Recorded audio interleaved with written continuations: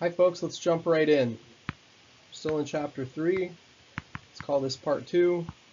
Let's attack that supply side. This presentation is going to go quickly compared to the demand one because there's a lot of parallels, so I hope that you pick it up pretty fast. Okay, so when we talk about supply can be expressed in a schedule or a table. You can express it graphically on a curve, or you can think about it as a relationship between quantity supplied, QS, and P, price. So just like demand, pretty much, you're just thinking about this from the perspective of suppliers.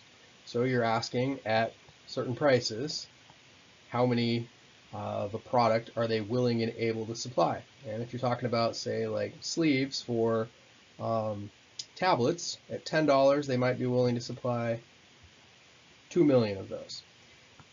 If they're able to sell at $20, though, they might in fact be willing to provide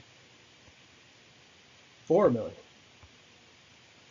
And of course, as the price keeps going up and up, you'd expect to see that the quantity that they were willing and able to supply would continue to go up.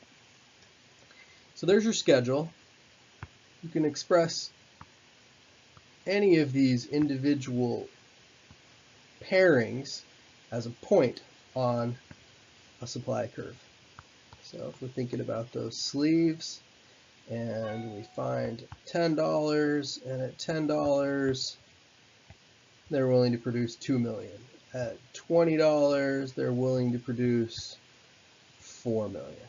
And at $50 they're willing to produce 8 million.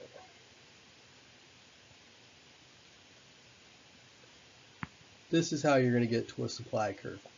And of course, this supply curve graphically or in table form is nothing more than a relationship between P and the amount that they are willing and able to supply at that price. So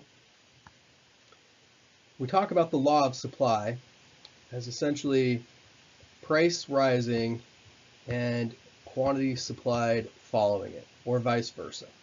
Price and quantity supplied are positively related, and of course this implies, just like on our last slide, a positively sloped supply curve. Okay, so this is your law of supply.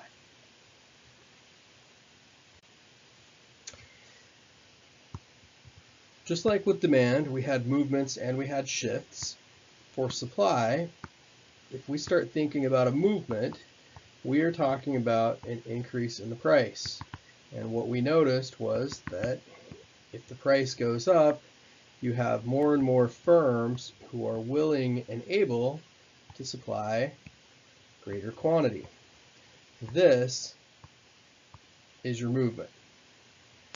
Now, just like with demand, it wasn't always about just the price of the good. We're going to have a whole list of things that will actually alter the position of this supply curve. So when we start talking about altering the position of the supply curve, we're dealing with shifts once again. And shifts are best thought of, once again, in terms of left and right. If you move a supply curve to the right, this is an increase. Okay? If you move a supply curve to the left, this is a decrease. Okay? So that left and right works equally well, supply or demand, because what we're worried about is, once again, how we're moving along this axis. Okay, so when we're dealing with shifts on the supply curve, what are our shifters? Or what are our non-price determinants, if you want to be fancy? The first one is the price of inputs. And if the price of any given input that you need to produce your product goes up, right, then we are going to expect to see that the supply is going to go down, because your profit per any given unit is actually going to fall. If you end up spending more on your inputs, then when you sell your product, you actually are going to end up bringing home less money, right? Some of you in the background might be thinking, oh, but I'm just going to charge the customer more. You're not going to do that if you're in perfectly competitive situations. You'll just lose all your customers. We'll come back to this later.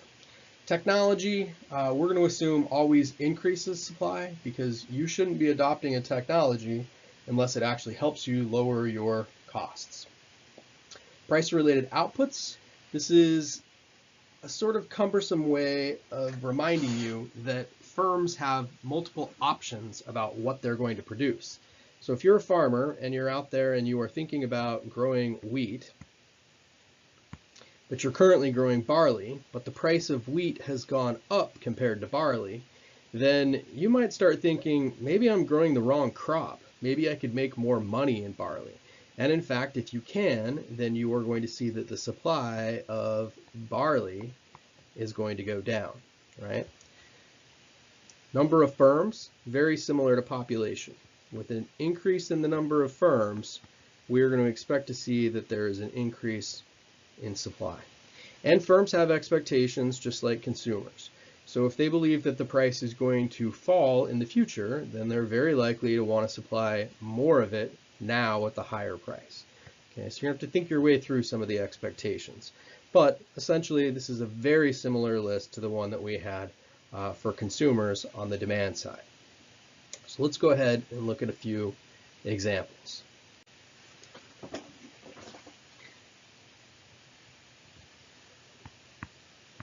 If you see that the price of lumber is going to go up, and we are talking about the market for fences, wood fences, then providers of wood fences are going to be less willing to supply wood fences at any given price, because of course paying more for lumber means that they will make less profit on the fence, and therefore they're not going to be interested in providing as many.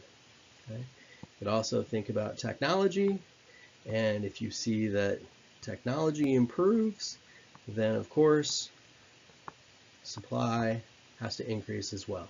So when you come up with a fancy new process like the Bessemer process in steel that they invented in the late 1800s, at any given price they are able to produce a lot more of that steel, and they're going to be willing to do so.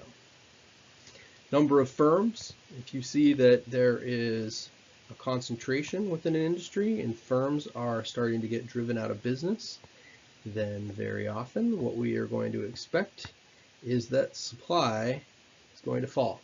So once again, left means decrease. Rightward shifts mean increase. All right? Do not think up and down, think left and right, and you're going to be solid. So let's leave that alone for right now.